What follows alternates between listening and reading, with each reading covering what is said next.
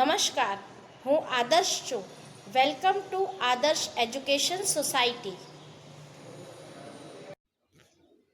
विषय हिंदी, व्याकरण, विशेषण और उसके प्रकार। बाल मित्रों, हमने परिमाणवाचक विशेषण देखा और उसके प्रकार देखे। अब हम संख्यावाचक विशेषण देखेंगे। तीसरे नंबर का कौन सा है? संख्यावाचक विशेषण। तो अब हम इसकी परिभाषा देखते हैं। तो जिन विशेषण शब्दों से संज्ञा या सर्वनाम की संख्या यानी कितने हैं संख्या का बोध हो उन्हें संख्यावाचक विशेषण कहते हैं। संख्यावाचक विशेषण की परिभाषा आपको समझ में आई? क्या है कि जिन विशेषण शब्दों से संज्ञा या सर्वनाम की संख्या का बोध होना यानी पता चले उन्हें संख्यावाचक विशेषण कहते हैं। अब हम उसके उदाहरण देखते हैं। पहले नंबर का उदाहरण है, डाल पर दो चिड़िया बैठी हैं, बर्तन में 4 सेब रखे हैं, मैं 9 वर्ष का हूँ और हमारी कक्षा में 40 छात्र हैं। तो यहाँ पर चिड़िया की संख्या कितनी है? 2 है, तो यह संख्यावाचक विशेषण कहलाएगा। सेब, तो सेब की संख्या कितनी है? 4 है। वर्ष की संख्या कितनी है कि 9 है और छात्र कितने हैं? 40 है। तो यहाँ पर जितने भी मैंने काले पेन से लिखा हुआ है, ये काले कलर के रंग से, ये सब है संख्यावाचक विशेषण कहलाएंगे। अब हम उसके आगे देखते हैं। उपरयुक्त वाक्यों में 2, 4, 9 और 40 क्या है? संख्यावाचक विशेषण है, जैसे अभी मैंने बताया। क्योंकि वे किसकी संख्या बता रहे हैं? चिड़िया की, सेब की, वर्ष की तथा छात्र की संख्या को हमें बता रहे हैं या उसके बारे में हमें जानकारी दे रहे हैं। ठीक है ना? अब संख्यावाचक विशेषण है विशेषण में क्या होता है?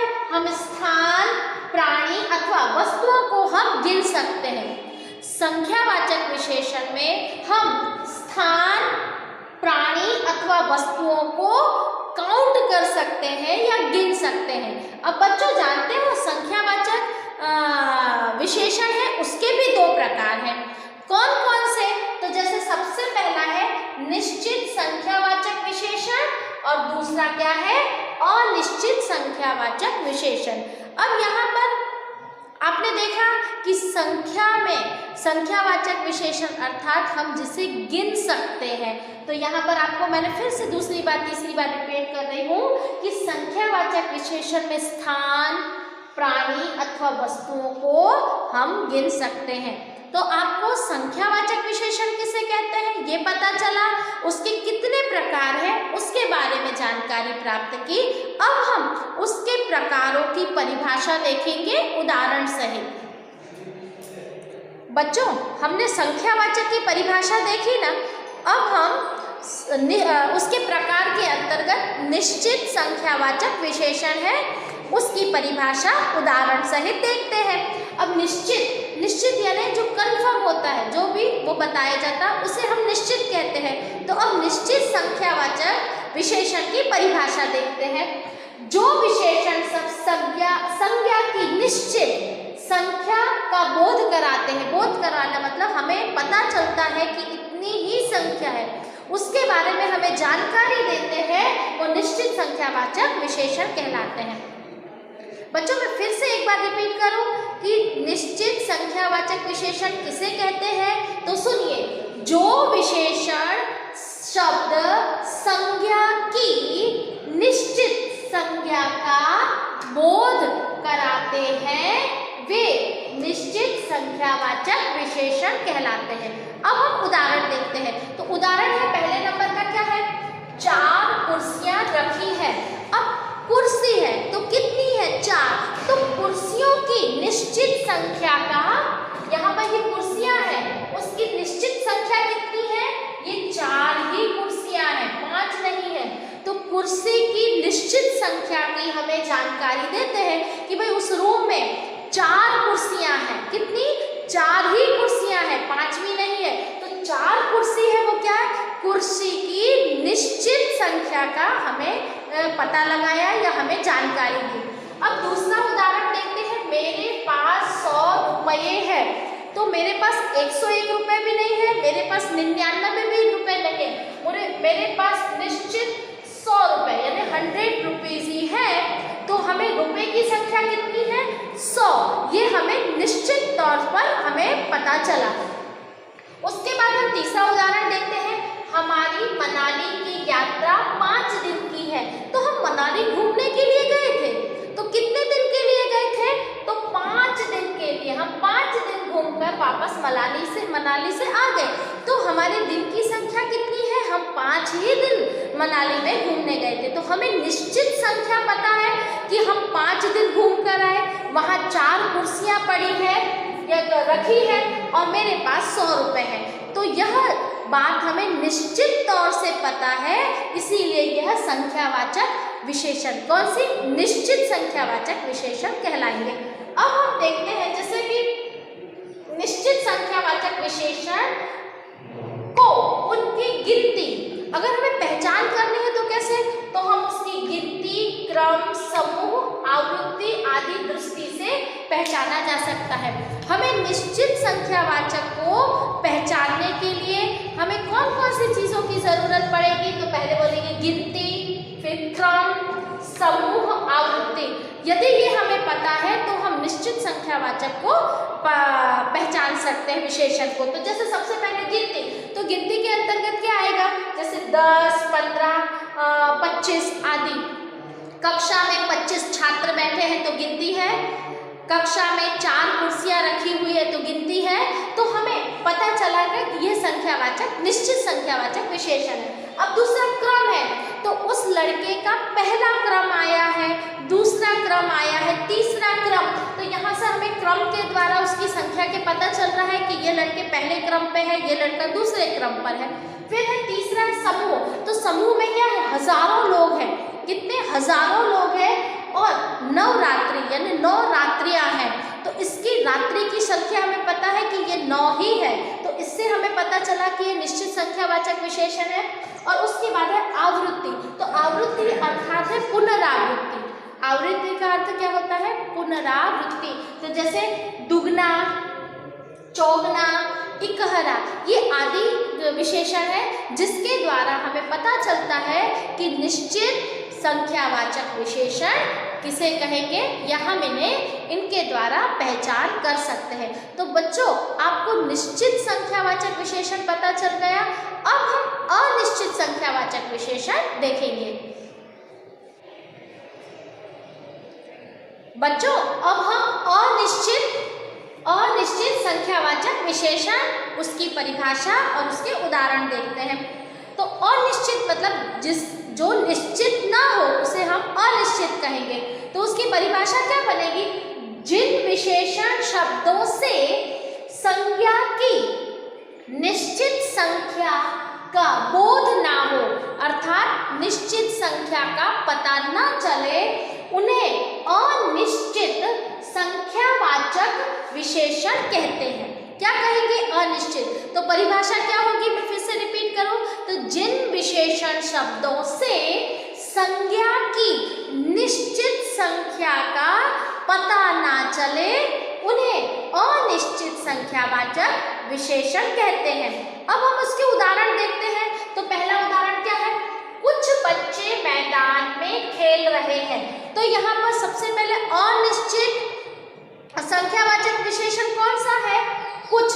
क्यों, क्योंकि यहाँ पर बच्चे हैं, पर कितने बच्चे, 4 बच्चे, 5 बच्चे, 6 बच्चे, इस बच्चों की संख्या के बारे में हमें पता नहीं चल रहा है। मात्र कितना पता चला है, कुछ बच्चे खेल रहे हैं, इसलिए ये कुछ है वह अनिश्चित संख्यावाचक विशेषण कहलाएगा।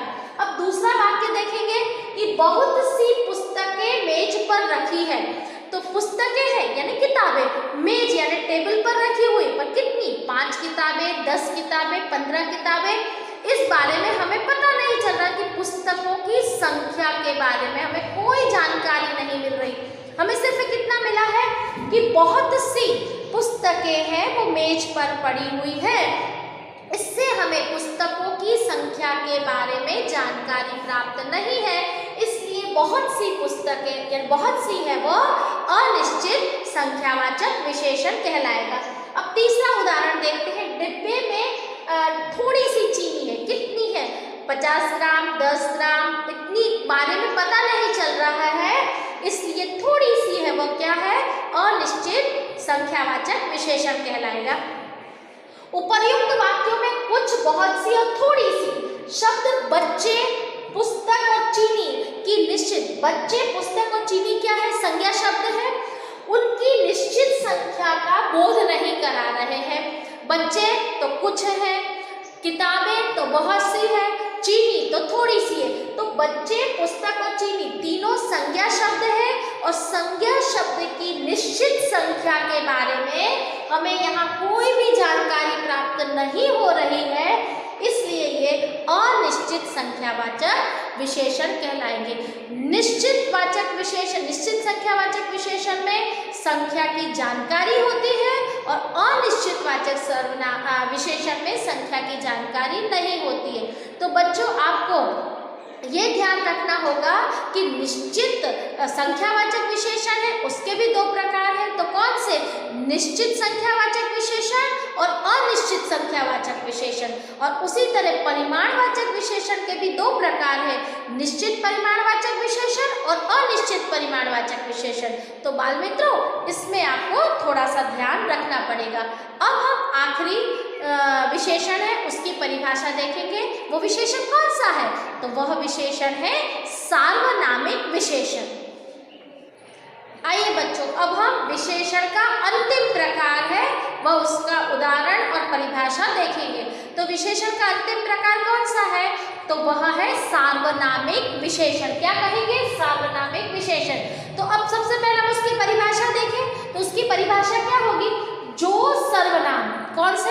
सर्वनाम शब्द संज्ञा से पहले प्रयोग किए जाने पर विशेषण का कार्य करते हैं उन्हें सार्वनामिक विशेषण कहते हैं।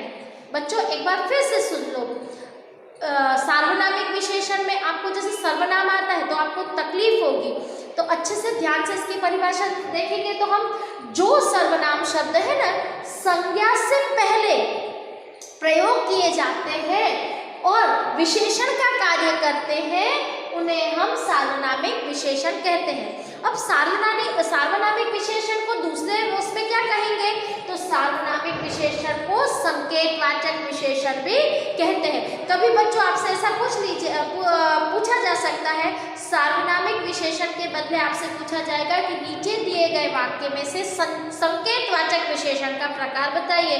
तो आप कंफ्यूज हो जाएंगे कि हमने तो संकेतवाचक पढ़ा ही नहीं है, पर सार्वनामिक विशेषण को संकेतवाचक विशेषण भी कहते हैं। अब हम पहले इसके उदाहरण देखते हैं। ये अंगूर खट्टे हैं। हमने क्या देखा है? ये अंगूर खट्टे हैं। तो अंगूर क्या है? संज्ञा है। अब उसकी विशेषता क्या है? ये। तो यही अंगूर खट्टे हैं, दूसरे वाले नहीं है। तो हमें क्या पता? अंगूर की विशेषता यानी ये सर्वनाम लगा है और ये सर्वनाम में संज्ञा की विशेषता बताई है कि यह अंगूर या ये अंगूर खट्टे हैं। तो यहाँ पर ये है वो कौन सा? सार्वनामिक विशेषण है। अब दूसरा, वे कपड़े मेरे हैं। तो जो कपड़े की ओर संकेत करके कहा गया है कि वे जो कपड़े पड़े हुए वो मेरे हैं, यानी संकेत की दृष्टि से किया गया तो वही कपड़े मेरे हैं, दूसरे नहीं है। तो कपड़ों की विशेषता क्या है? कि वे है, वे कपड़े मेरे हैं। अब जैसे यहाँ पर ये बॉल पेन है, ये मार्कर है मेरे पास, ये दो मार्कर है। अब मैंने कहा कि वे मार्कर मेरी है। अब मैंने यहाँ पर दो मार्कर रखी और मैंने बोला वे मार्कर मेरी है। तो मार्कर है, ये मार्कर की विशेषता क्या है? कि वे है, वही मार्कर मेरी है, दूसरी नहीं है। तो वे कपड़े हैं, वही मेरे। तो वे क्या हुआ? यह सार्वनामिक विशेषण हुआ। फिर वे फल धोकर खाइए। तो खाओ या खाना है। तो हम क्या करेंगे बच्चों? मैंने यहाँ पर पूर्ण विराम नहीं लगाया है। अब हम टेबल पर बहुत सारे फल पड़े हुए, पर हम जिस फल की ओर संकेत कर रहे हैं, इशारा कर रहे हैं कि वे फल है वो धोकर खाओ, तो फल कौन से हैं? वे, तो फल की विशेषता क्या है? वे है, उन्हीं फल को हमें धोकर खाना है। तो यहाँ पर वे क्या होगा? संकेतवाचक विशेषण या सार्वनामिक विशेषण कहलाएगा। यह लड़की मेरी सहेली है, तो अब यह यानी जो लड़की खड़ी हुई है, यह लड़की, तो लड़की की विशेषता क्या है? यह, और सहेली की विशेषता क्या है? मेरी। तो मेरी और यह लड़की है वह दोनों संकेतवाचक विशेषण या सार्वनामिक विशेषण कहेंगे। बच्चों इसमें ध्यान रखना, संज्ञा के पहले ही सर्वनाम शब्द है जो उसका उपयोग करेंगे और जो संज्ञा की विशेषता बताएगा वही सार्वनामिक विशेषण कहलाएगा। जैसे उपर्युक्त वाक्य में ये, वे, यह, मेरी आदि सर्वनाम शब्द संज्ञा से पहले आकर उनकी विशेषता बता रहे हैं, इसीलिए यह सार्वनामिक विशेषण कहलाएंगे। इतना आपको समझ में आ गया बाल मित्रों? Thank you for joining us.